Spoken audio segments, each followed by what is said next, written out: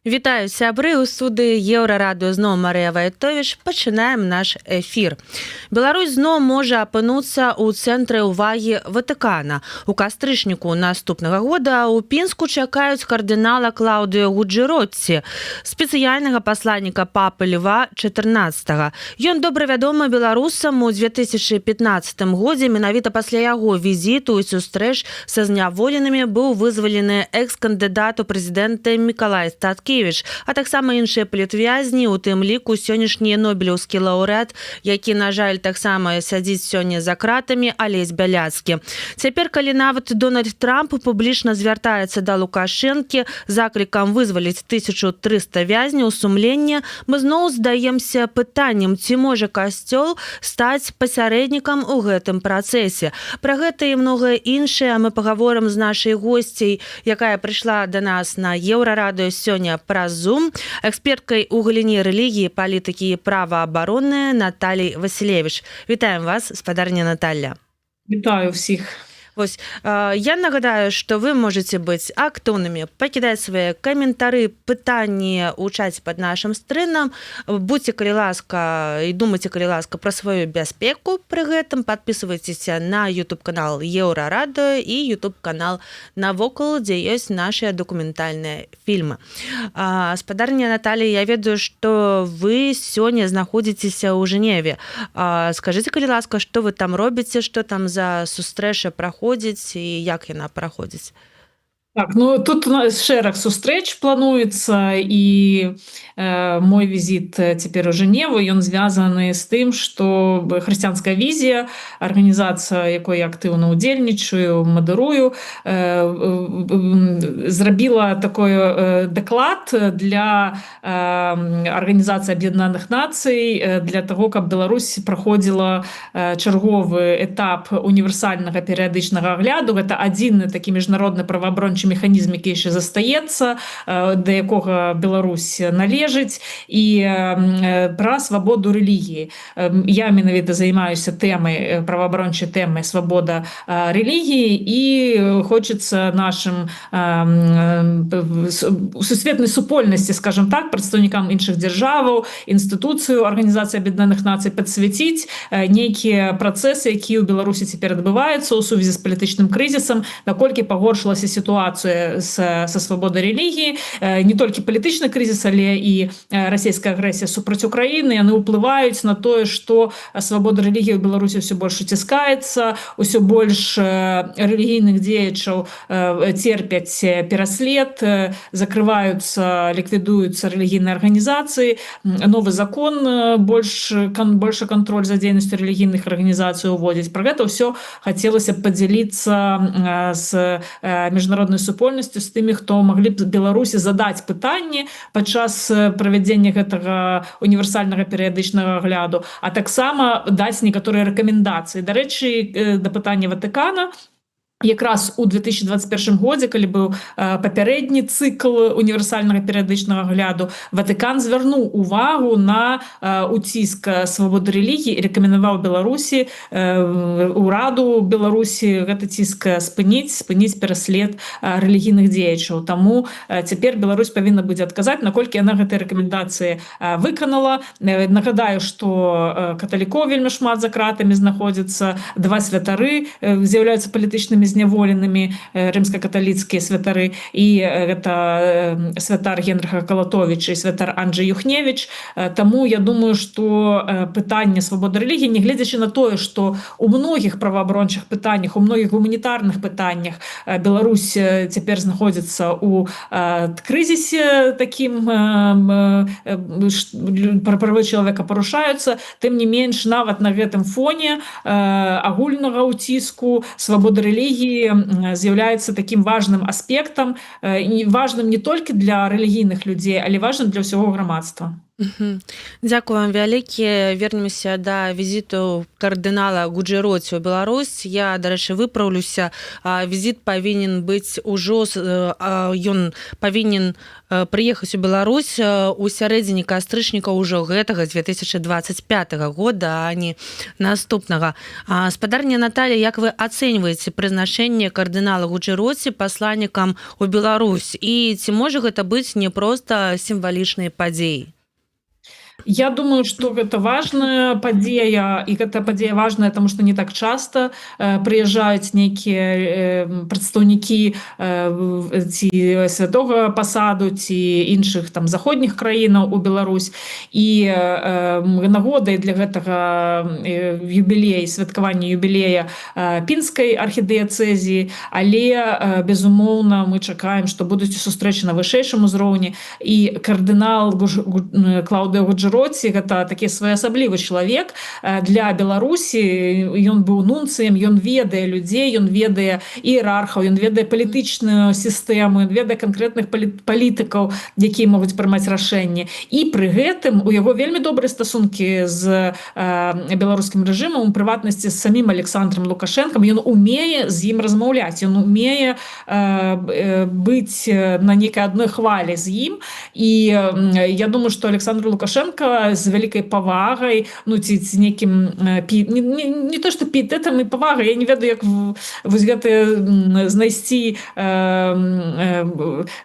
нейкае такое вызначэнне, ну з нейкі вайб у яго пэўны пазітыўны да кардынала Гуджэроці ёсць. Таму я думаю, што любыя спосабы вот патрапіць у гэтую закрытую цяпер для знешніх людзей там ці для дэмакратычнай грамадскасці сістэму, яны дапамагаюць у нейкім такім расхістванні вось гэтай шкарлупы яечнай, да, якой эта сістэма акружаная. І магчыма можна чакаць таго, што пэўныя крокі па вызваленні яны адбудуцца ў сувязі з гэтым візітам. То бок вы думаеце, што калі ў 2015 годзе праца Гуджэроці, так, яна ўсё ж такі прывяла да вызвалення там палітвязняў, у тым ліку Статкевіча, і вы бачыце на сёння падобныя магчымасці?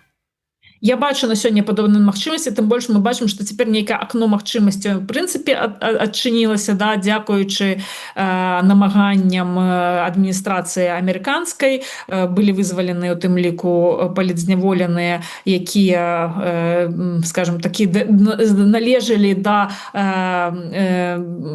такога самага топу палітычных зняволеных. Здавалася, што яны будуць сядзець да самага канца, выйдуць апошнімі, але тым не менш вызваленне таго ж Сергея Ціхановскага, яно адбылося, і яно рэчаіснасцю на сёння з'яўляецца.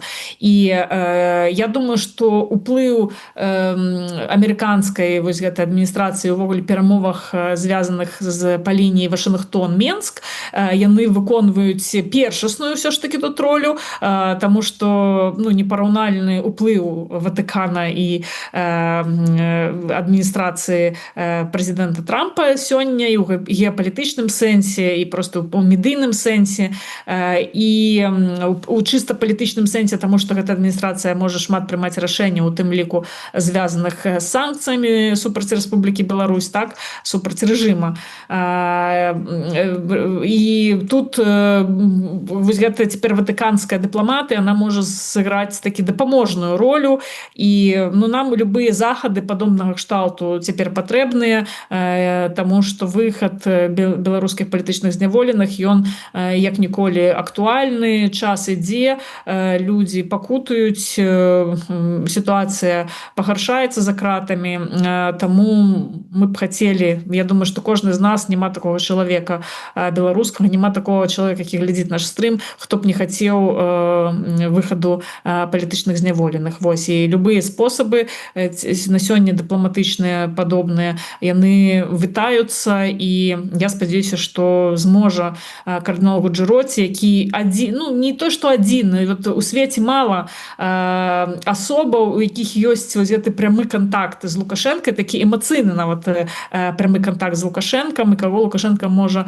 паслухаць, і з кім ён у прынцыпе гатовы размаўляць і ведае таксама як з ім размаўляць. Таму будзем чакаць, будзем спадзявацца на тое, што гэтыя захады прывядуць да пазітыўных такіх наступстваў. Спадарня Наталья, вось я хацела бы удакладніць таксама, я ўжо не моцна добра памятаю гэтую сітуацыю з вызваленнем Статкевіча, так і Алеся Беляцкага вось яшчэ мінулым разам, скажем так, і пра тое, што кардынал Гуджэроці неяк там дапамог, я ўжо чытаю сёння ў навінах, так і не памятаю дэталяў. А што тады адбылося? І ці сапраўды гэта толькі дзякуючы вось гэтай нейкай размове, ці ўсё ж такі паўплывалі розныя там, не ведаю, стасункі, структуры, некаторыя там вось усе разам гэта зрабілі? Ну, безумоўна, гэта было ў такім агульным кантэксце адбывалася,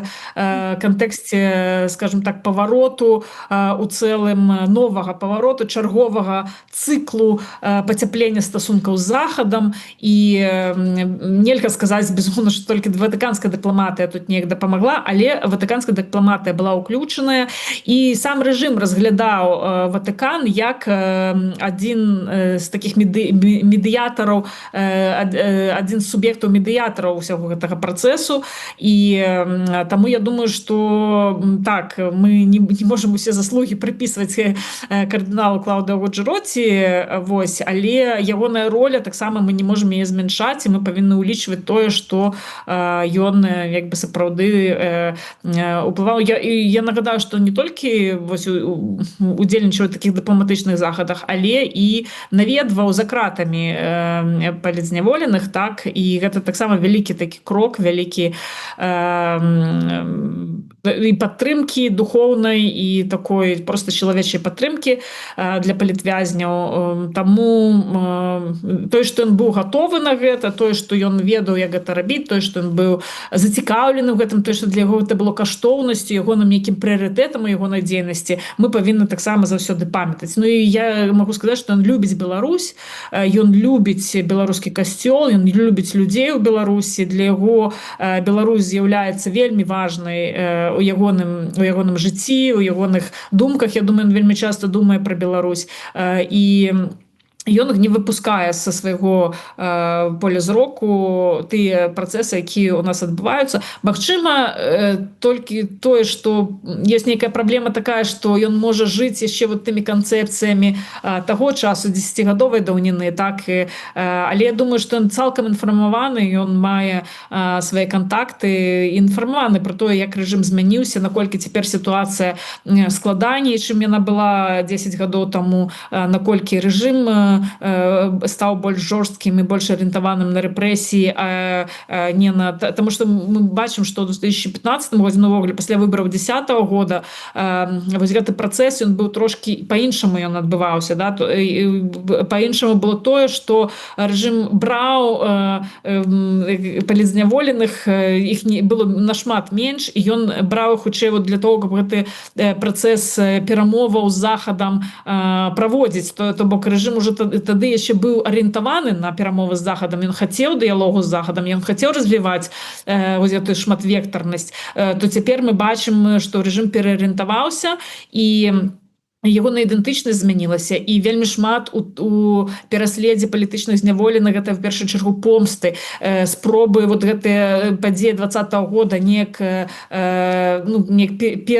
трансфармаваць, все ж таки вернуцца нейкую новую нармальнасць, или гэта, вернуцца туды ўжо немагчыма, до 20-го года мы вернуцца не можам, таму трошки іншая логіка, іншае такое стаўленне да таго, не інструментальнае, хутчэй стаўленне да палітычных зняволенняў, а такое рэальнае, такая нянавісць і страх перад людзьмі і жаданне помсціць.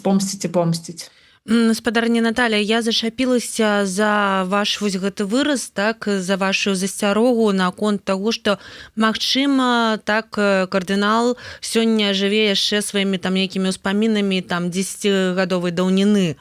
У нас ёсць, як я разумею, больш за чым 1,5 месяца Якая праблема прыватна у вас ці ўвогуле ў дэмакратычнай Беларусі сёння данесці да кардынала, да яго сустрэчы з Лукашэнкам тое, што адбываецца у нас, нагадаць ці яшчэ раз там яму звярнуць яго ўвагу на гэта? У чым праблема? Ёсць час? Я думаю, что мониторится у Ватикане, насамрэч мониторится і медыі беларускія, і выказванні беларускіх розных палітыкаў, і нейкія падзеі. То бок гэта не тое, што там яны жывуць у вакууме, ёсць людзі, якія там, наколькі я разумею, там ёсць і офіс, які займаецца беларускімі пытаннямі, які рыхтуе пэўную інфармацыю. Ёсць нунцыятура ў Беларусі, якая таксама збірае і рыхтуе інфармацыю. Ёсць нунцыятуры прылеглых краінаў, скажем так, вот нунцыятура ў Літве, дзе знаходзіцца цэнтр,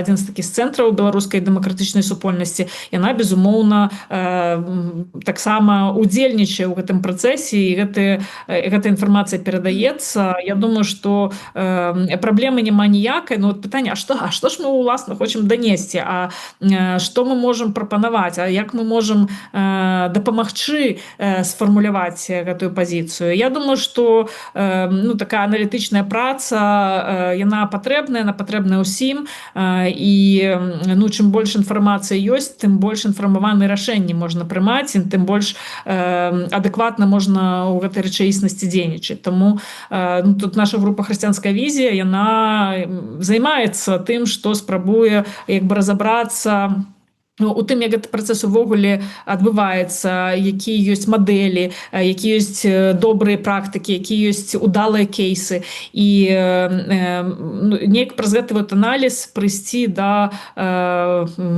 нейкіх не то што высноваў. Наша задача, мы не можам Ватыкану прям навязаць і сказаць, рабіце так, інакш у вас нічога не атрымаецца. Мы можам даць проста максімальна аб'ектыўную нейкую абагуленую інфармацыю, так, каб яны уже на падставе гэтай інфармацыі маглі самі прымаць свае рашэнні, ведаючы свае абмежаванні, ведаючы свае моцныя бакі, нейкім чынам дзейнічаць. Але для ўсёй беларускай грамадскасці я хочу нагадаць пра тое, што любыя актары, якія маюць нейкую ўладу, маюць нейкі аўтарытэт, нейкім чынам могуць паспрыяць, гэта патэнцыйна нашы хаўруснікі, так, і нам трэба не забывацца пра дыпламатычную дзейнасць, пра тое, што нам свой наратыў, свой парадак дня трэба пастаянна прасоўваць, пастаянна трымаць у нейкім топе, каб Беларусь не знікала з гэтага медыйнага поля, з палітычнага поля, з дыпламатычнага поля. Гэта наша задача ўсіх, гэта не толькі задача палітычных сілаў. Гэта дыпламатыя набывае і такой мяккай народнай дыпламатыі, і гэта вельмі важна кожнаму з нас, я так скажу, кожнаму з нас быць такім дыпламатам і пасланцам беларускага пытання ў свеце і працаваць з рознымі. Ты ніколі не ведаеш насамрэч, дзе можа стрэліць, да? Вот, напрыклад, каб у нас у Чикаго там былі прыхажане, у нас же ёсць беларускі прыход у Чикаго, да? Калі б больш актыўна прыход неяк супрацоўнічаў з тым же прыходам, адкуль паходзіць цяперашні папа, у нас бы, можа, быў свой наўпросты канал праз сяброўства з папам. Хто можа... Таму мы ніколі не ведаем, там, хто стане папам, хто стане прэзідэнтам. Нам трэба там, дзе мы ёсць, максімальна будаваць нейкую супольнасць, максімальна прадстаўляць беларускія тэмы вось у гэтай супольнасці. У мяне ёсць да гэтага канкрэтнае пытанне. Па-першае, я ведаю, чым вы займаецеся, вы сапраўды робіце вялікую справу, але маё пытанне больш канкрэтна. У нас ёсць 1,5 месяцы. Ці можа Наталья Васілевіч прыватна і хрысціянская візія, напрыклад, так узяць на сябе такую ініцыятыву, звязацца з кардыналам, там разумею, што напрамкім гэта можа не атрымацца. Окей, магчыма, падключыць дыпламатаў на сябе і зрабіць канкрэтны крок. І пасля праз месяц там ці праз нейкі час прыйсці да нас на Еўрарадыё і распавесці, што у вас атрымалася, адказаў ён, не адказаў. Ці вось калі будзе нешта ўжо адбывацца ў працэсе гэтых перамоваў, там сустрэчы з Лукашэнкам, вы пабачыце, што ён вас пачуў. Вось не тое, што вось мы маглі бы, мы можам, і там нехта, і мы нібыта раптам там разам нешта робім, і маглі больш рабіць, а вось канкрэтна справа. Ну, конкретную справу, ведаеце, я не магу вам сказаць гэтага, таму што праца ідзе і ў гэтым накірунку, у іншых накірунках просто не ўсякая праца можа быць публічнай.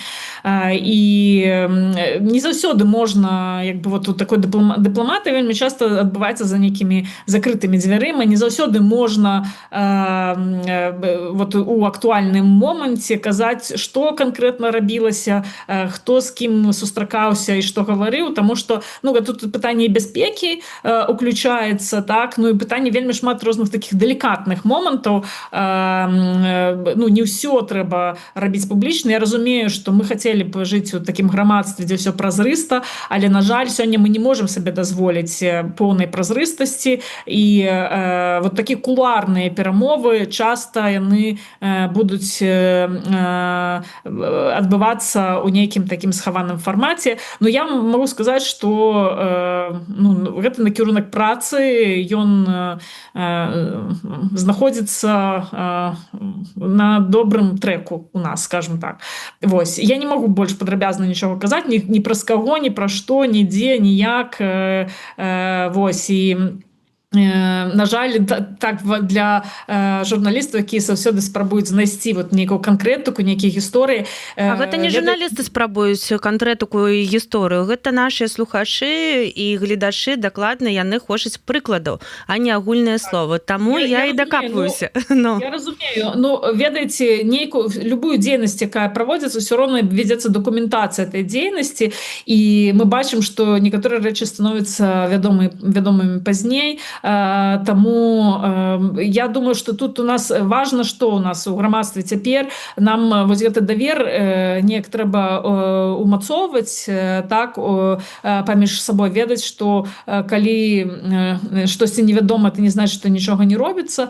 І я спадзяюся, што мы зможам так адзін аднаго падтрымліваць усё ж такі ў гэтым, да, і калі адбудуцца змены, тады мы пабачым, дзе якая дзейнасць вялася і што да чаго прывяло. Таму што нават у 2015 годзе, вот вы ў мяне як бы пытаецеся, што канкрэтна, хто канкрэтна. Ну, па-першае, гэта не мой узровень, да, не ўзровень просто там аналітыка, нейкага ці тэалагіні з Беларусі, хто, я ў гэтым працэсе канкрэтна не удзельнічала тады і не магу вам расказаць, што адбывалася. Але вот бачыце, як у нас з гэтымі мемуарамі першага нунцыя ў Беларусі, яны выйшлі некалькі гадоў таму, ўжо пасля смерці яго, мы толькі цяпер мы бачым многія працэсы, якія тады адбываліся, штосьці прыадкрываецца з гэтых працэсаў. Ведаеце, вот нават пра візіт папы рымскага. Недаўна я выпадкова знайшла архіўныя дакументы з сустрэчы Пуціна ў Крамлі ў 2000 годзе.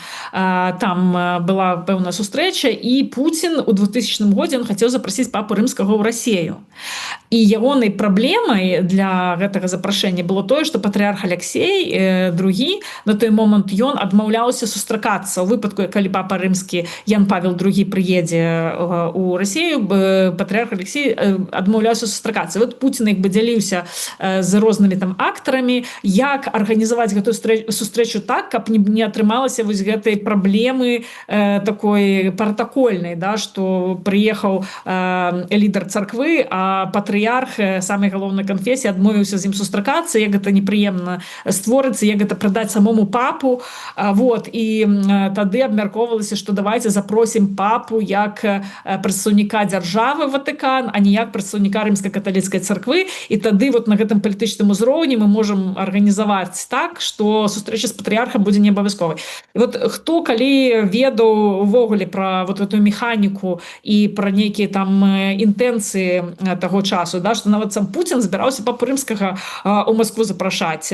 Вось, але гэтыя архіўныя матэрыялы недавно былі знойдзены. Я думаю, што я іх апрацую, і неяк мы зможам таксама іх апублікаваць для цікаўных людзей. Вось, таму што вельмі часта, дарэчы, на эфірах Еўрарадыё, як нідзе, часта мне задаюць пытанне пра магчымасць візіты папы рымскага ў Беларусь і ролю Расіі, якая выконвае, альбо ролю праваслаўнай царквы. І вот некаторыя такія рэчы, яны сапраўды закрыты. Мы не маем доступу вот да гэтай чорнай скрыні, да, дзе адбываецца прыняцце рашэнняў, дзе адбываюцца гэты дыпламатычныя перамовы. Вось калі гэтая скрыня прыадкрываецца, мы пачынаем трошкі лепей разумець вот гэтую механіку, як я кажу, так, і вот я з вами сёння вот знайшла, 2 дні таму знайшла, а сёння з вами падзялілася ўжо такой інфармацыяй. Яна нам карысная, яна паказвае, што ў прынцыпе нічога немагчымага няма у свеце, да?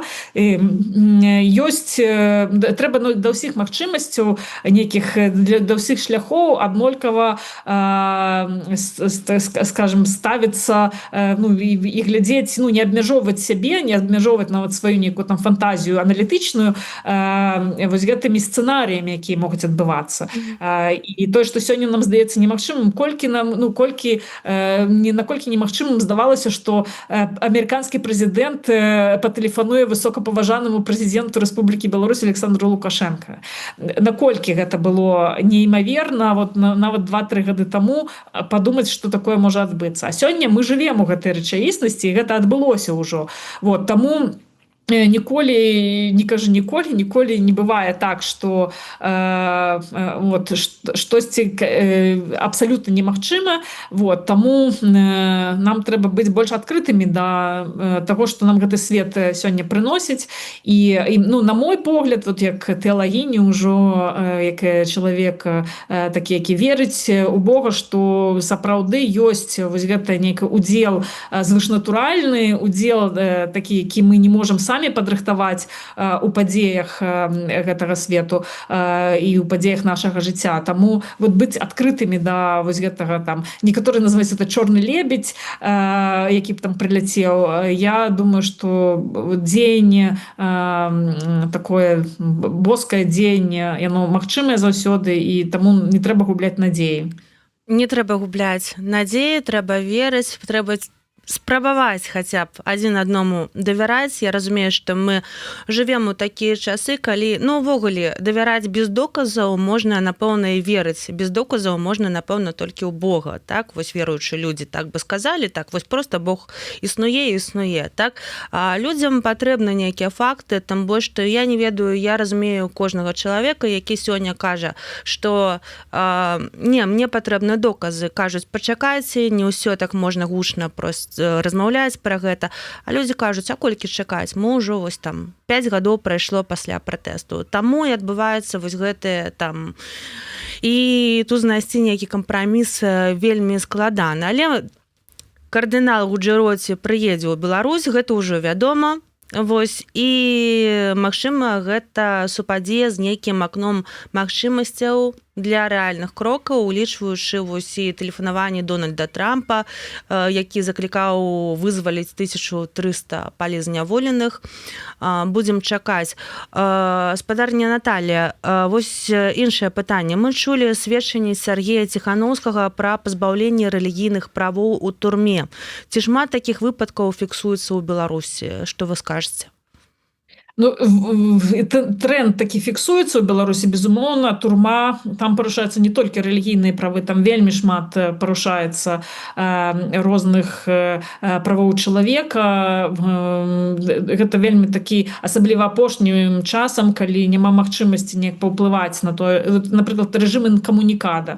Гэта, ну, реально рэжым інкамунікада сам па сабе з'яўляецца такім прыкладам катаванняў, такого бесчалавечага абыходжання з вязнямі. Гэта не прымальна ні ў якім разе, але тым не менш гэта адбываецца. І няма куды скардзіцца, да? Няма некай установы, куды можна прыйсці і сказаць, ну, выбачайце, але вот тут адбываецца такое парушэнне. То як бы людзей реально катуюць, людзей кідаюць у ШИЗА, людзей зневажаюць, існуюць вось гэтыя касты, да, вот гэты нізкі статус, які таксама з'яўляецца дадатковым ціскам на вязняў. Потым гэты артыкул 411, который пастаянна працягвае перыяд зняволення. Вось гэтыя здзекі пастаянныя, форма адзення, забарона усміхацца адна адной, сябраваць там у жаночай калоніі. Як бы настолькі просто татальнае беззаконне адбываецца у турме. І людзі, которые адвакаты, да, ну, як цяпер адвакат кудысьці можа там патрапіць ці тому паскардзіцца ў нейкую пракуратуру ці нейкі вышэйстаячы інстанцыю пра тое, што адбываецца. Не, цяпер, на жаль, гэта не тэрыторыя права больш, гэта тэрыторыя вось гэта гвалту і знявагі. І таму, безумоўна, мы гэта ўсё фіксуем, і часта дакументаванне вот канкрэтных, вот вы кажаце, што трэба канкрэтна, да, вот у нас цяпер ёсць, напрыклад, канкрэтныя сведчанні Сергея Ціханаўскага з перыядамі, з канкрэтнымі прыкладамі, што ён мог рабіць, чаго ён не мог рабіць, як ён мог рэалізоўваць і не мог рэалізоўваць. Ну, от чалавека 5 гадоў чалавека трымалі без магчымасці споведзі і прычасці для чалавека, для якога гэта як бы вельмі важная рэч. Некаторыя для того, каб атрымаць споведзь і прычасці, як Мікіта Емельянаў, яны вымушаны былі ісці на галадоўку, абвяшчаць галадоўку, і толькі так атрымлівалі візіт святара. Владзімір Мацкевіч, калі вы памятаеце, вот здаецца, не так часта галадоўку абвяшчаюць за кратамі, але вот людзі, у якіх ёсць патрэба у духоўнай падтрымцы, яны вельмі часта гэта робяць. Вот якраз мы бачым і Владзімір Мацкевіч, які ў лютым 22-го года, здаецца, так, ён абвясціў галадоўку, і для того, каб яму пусцілі святара, яму таксама не атрымалася атрымаць пастарскі візіт.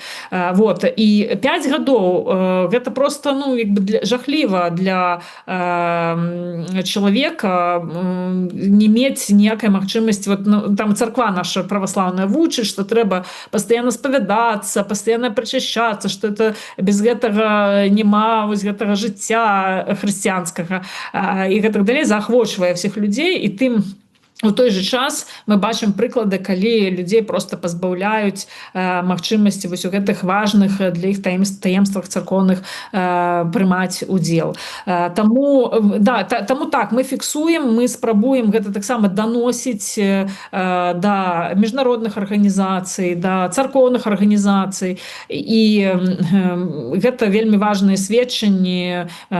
Вось, і гэтыя сведчанні, яны это толькі такі праменчык, да, вось, з усёй той сітуацыі, якая адбываецца ўнутры турмаў сёння. Ну вось пасля таго, як выйшаў Сергей Ціханаўскі, распавёў пра такія жорсткія умовы, за гэты час ужо нешта там змянілася, вы да кагосьці звярнуліся, магчыма, ці што? Мы цяпер вось гэтую сітуацыю зафіксавалі, мы цяпер перакладзем гэта на ангельскую мову, пашырым сярод журналістаў у нашай справаздачы, таксама ці сённяшні вот пры маіх рэчах, якія сёння будуць, гэтая інфармацыя таксама будзе агучвацца.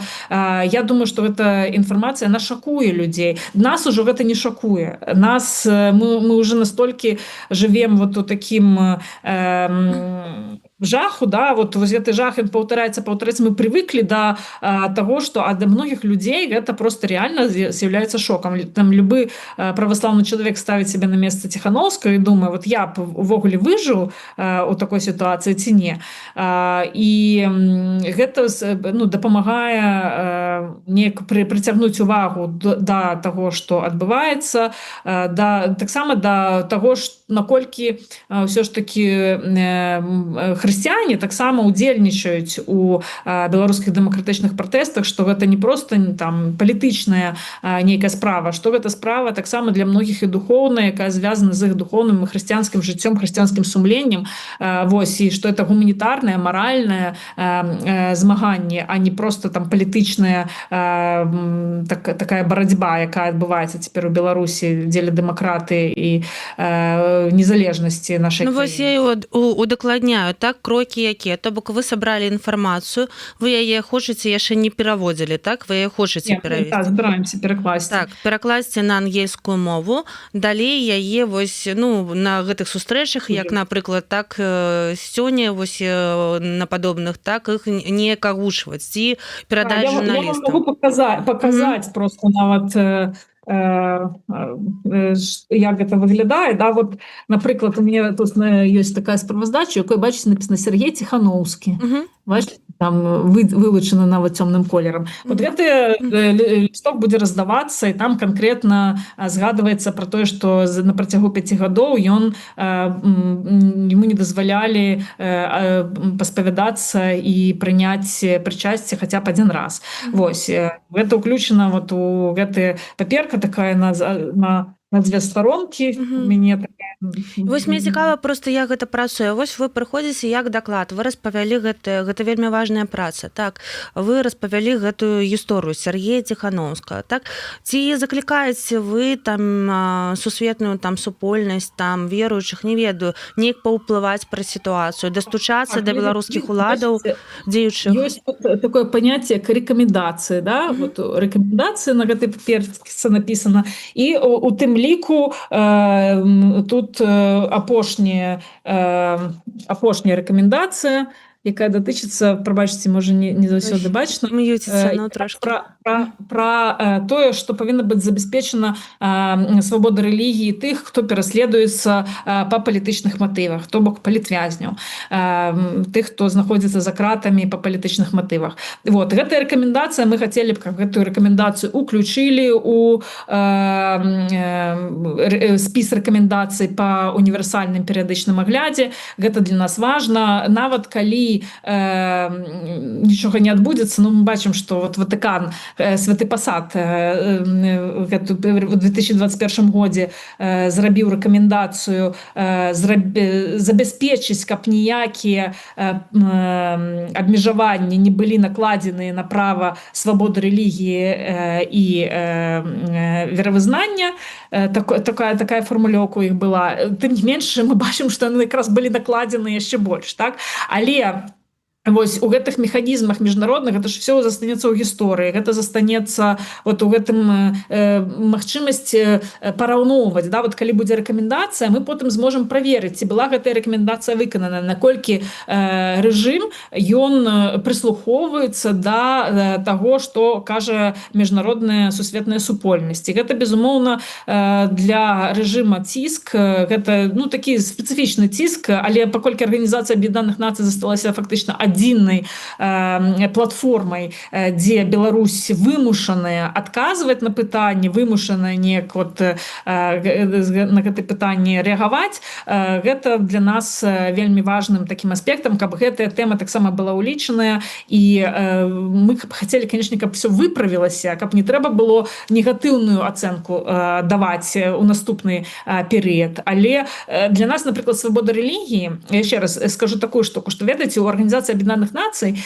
ёсць блокі краінаў, як бы заходнія дэмакраты, скажем так, і аўтарытарныя рэжымы. І вельмі часта аўтарытарныя рэжымы падтрымліваюць адзін аднога, а заходнія дэмакраты таксама як бы падтрымліваюць адна адну, і атрымліваецца, што дыктатары заўсёды адзін аднаго абараняюць, скажуць: не, это ўсё неправда, тут ўсё не так.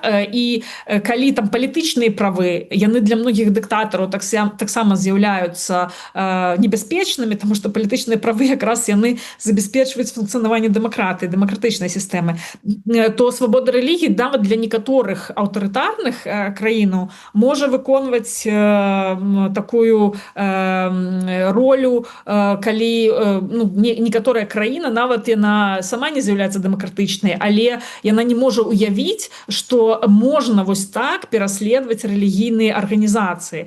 Вот можа гэта зачапіць вось гэтыя краіны, да, которые традыцыйна падтрымалі іншую дыктатуру, але гэтыя краіны, яны могуць вот у гэтым пытанні перакінуцца на бок дэмакратычных заходніх краінаў. Вось, таму для нас гэта праца, здаецца, яна бессэнсоўная, але насамрэч яна важная, на стварае нейкія прэцэдэнты, на стварае нейкія дыскурсы, на стварае нейкую медыа тэму, якая можа потым паўплываць на развіццё сітуацыі, нейкі крытычны момант быць вот гэтым апошнім каменьчыкам, які пераважыць шалі на нашу карысць. Дзякуй вам вялікі. У мяне ёсць яшчэ 2 пытанні, але часу вельмі мала. Давайте вось коротка паспрабуем на гэтай тэмы паразмаўляць. Па-першае, мітрапаліт Станеўскі нядаўна заклікаў да малітвы за мір, але не ўзгадаў Украіну. Хоць папа Леў XIV напрамкі гаварыў пра Украіну, святую зямлю. Як вы гэта патлумачыце? Наколькі гэтая пазіцыя вынік ціску ўладаў, а наколькі гэта самацэнзура? Ну, я думаю, что это самоцензура, в первую чергу, это страх, потому что само слово «Украина» у Беларуси теперь, оно уже заряджено так моцно політично, что, сказавши «Украина» у молитве, у нас святары заезжают на сутки на Крестина, и з імі здымаюць гэтыя пакаяльныя відосы, таксама жахлівая практика. То бок, ну, прецеденты ёсць, і, безумоўна, лишний раз, лишнее вось гэтае слово, стоп-слово, да, яго як бы стараецца не ўжываць. І тут як бы заўсёды пытанне балансу вось гэтага паміж мараллю і паміж вось гэтай бяспекай, нейкай бы уяўнай бяспекай. Тут пытанне гэта застаецца. Магчыма, некаторыя прымаюць рашэнне, што ўжо калі мы скажам пра малітву за мір, людзі самі зразумеюць, і не трэба ім нічога тлумачыць, да, не трэба злаваць улады. З іншага боку можна сказаць, што гэта такая здрада, як бы засоўванне галавы ў пясок, нібыта нічога не адбываецца, мы не будзем гэта гаварыць. Ну, тут все выбіраюць гэты свой баланс самі. Мы пра гэта напісалі, таму што мы лічым, што гэта дарэмная перастрахоўка, тым больш, што гэта быў папа рымскі, хай тады ўжо рэжым папу рымскага пытае, чаму ён такія малітвы прапануе. Вось. Але ад людзей, якія знаходзяцца пад ціскам, цяжка патрабаваць нейкай паслядоўнасці, але для нас заўважаць такія моманты мы паказваем у тым ліку, ведаеце, тут такая справа. От, допустим, мітрапаліт Веніамін, якого мы часто критикуємо, да? Якби православних ми критикуємо нашмат більше, чим католиков, але митрополит Веніамін у своїх молитвах він не читає молитву за перемогу Святої Русі. От у самої Росії святаров, які не читають молитву за перемогу Святої Русі, позбавляють сана, витискають з країни, на їх кримінальні справи заводяться, і на їх обвищають іншоагентами, іноагентами, заміжними агентами.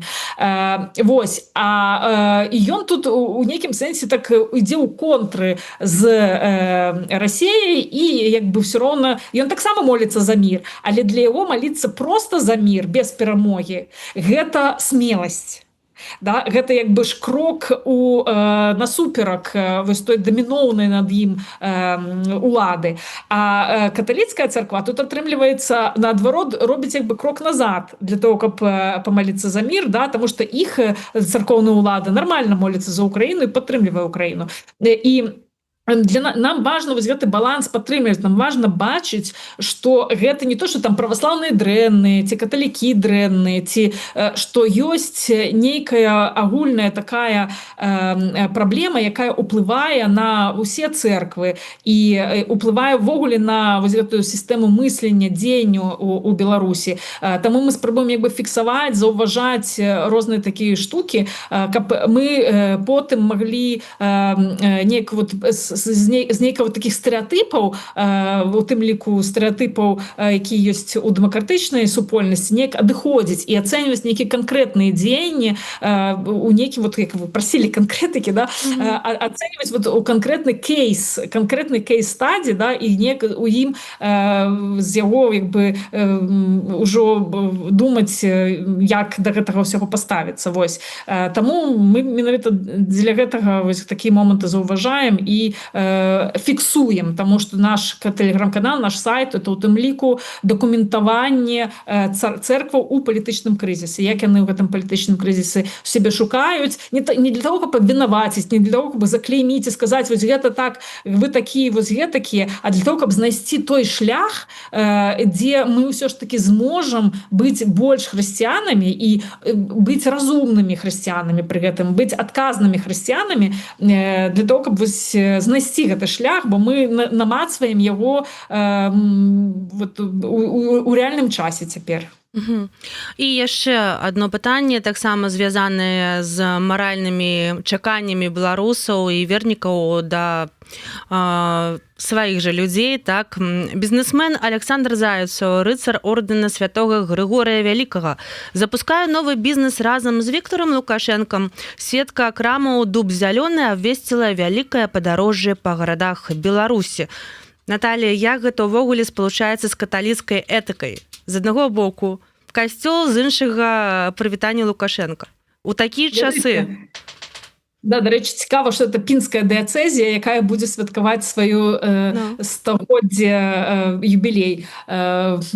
Ось. І ми ведаємо так само, що той же Олександр Зайцев, він з'являється меценатом католицької церкви. Він вельми шмат фінансово допомагає католицькій церкві. І він організує навіть некоторі святкування подобного кшталту. І вони фінансувалися з Петром Зайцевим. І це так само питання. Для нас таке ж питання, але ми не готові вот прям дать такі адказ тут і цяпер, тому що галоўнае, каб люди самі знайшлі для себе адказы, як да гэтага ўсё ставіцца. Каталіцкая царква знайшла для себе адказ, як да гэтага ставіцца, ці апраўдваюць нейкія добрыя дзеянні, нейкія дрэнныя дзеянні, да? Ці вот як это не лінейнасць, як вось гэта суіснуе, як з адной крыніцы можа цекчы і добрае і дрэннае. Вот як Христос кажа, не можа з одного древа быць дрэнныя плады і добрыя, да? З одной крыніцы не можа адначасова і салодкая і горкая вада цячы.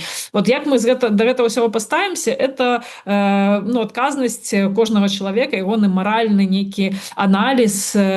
Вось. І так, гэта для нас таксама важна зафіксаваць, таму што такі феномен ёсць. Ёсць феномен бізнесмена Александра Зайцева. Вельмі цікавы для нашага палітычнага крызіса феномен. І гэта мы, дарэчы, калі так хрысціянская візія раскрыла гэты феномен на самом пачатку, таму што пра гэтае рыцарства спадара Зайцева ўвогуле як бы хацелі прыхаваць, напэўна, неяк усё гэта закрытым фармаце рабілі, і толькі гледзячы на нейкія там трансляцыі з кафедральнага сабора мы знайшлі, што існуе такая падзея, і што такое адбылося, і вывелі гэта на святло і прадставілі да публікі. Вось, таму я думаю, што тут кожны можа сам зрабіць. У мяне ёсць як бы сваё меркаванне на гэты конт. Я лічу, што вельмі любая царкоўная супольнасць павінна вельмі адказна ставіцца да таго, ад каго яна атрымлівае грошы, і таму што заўсёды можна стаць закладнікам нейкіх маніпуляцый палітычных, эканамічных, асабістых амбіцый. Трэба быць вельмі асцярожнымі заўсёды, але паколькі ёсць розныя такі людзі розныя, у іх розныя могуць быць погляды на гэта, ёсць спакусы свае, таму тут трэба зноў-такі разбірацца, і для наша задача як бы зафіксаваць, што такое ёсць, каб на будучыню гэтая глеба для разважання у нас была, і мы маглі, можа, па-іншаму выбудоўваць як царкоўная супольнасць. Для мяне гэта самае галоўнае цяпер, да, вот гэтая самасвядомасць царкоўнай супольнасці, што для нас важна, дзе у нас чырвоныя лініі праходзяць, дзе такая шэрая зона, дзе так і так можна, дзе святло, просто зона святла. Вот як нам гэта вызначыць, як нам... Ведаеце, вот я таксама в Женеве, тут знаходзіцца таксама Сусветная рада церкваў, зараз у мяне будзе сустрэча там, і Сусветная рада церкваў, яна аб'ядноўвае розных хрысціян з розных краін. І яны вырашылі, што заўсёды маральныя пытанні, яны вельмі складаныя, як выявілася. І кожная канфесія, кожны там нейкі нацыянальны кантэкст, яны спрабуюць вот гэтую маральную як бы разважанне будаваць сваім чынам. І таму прыходзяць часам да розных высноваў, а часам будуюць рознымі спосабамі, прыходзяць да адной высновы. І вот яны як бы апісалі, там два тамы выйшла кніжка, которая называется «Маральнае разважанне», дзе апісваецца, як розныя вот этой царкоўнай супольнасці гэтыя маральныя разважанні сабе будуюць, просто для того, каб хаця б разабрацца в метадалогіі таго, як мы вызначаем штосьці як правільнае, штосьці як неправільнае, належнае і неналежнае. Таму я вам сёння не магу сказаць і даць параду на ўсе выпадкі жыцця. Я таксама належу да пэўнага кантэксту, у мяне таксама ёсць свая гісторыя, свой досвед. Вось, і я думаю, што вось гэта нам трэба развіваць і трэба разумець, як мы прыходзім да нейкіх маральных высноваў.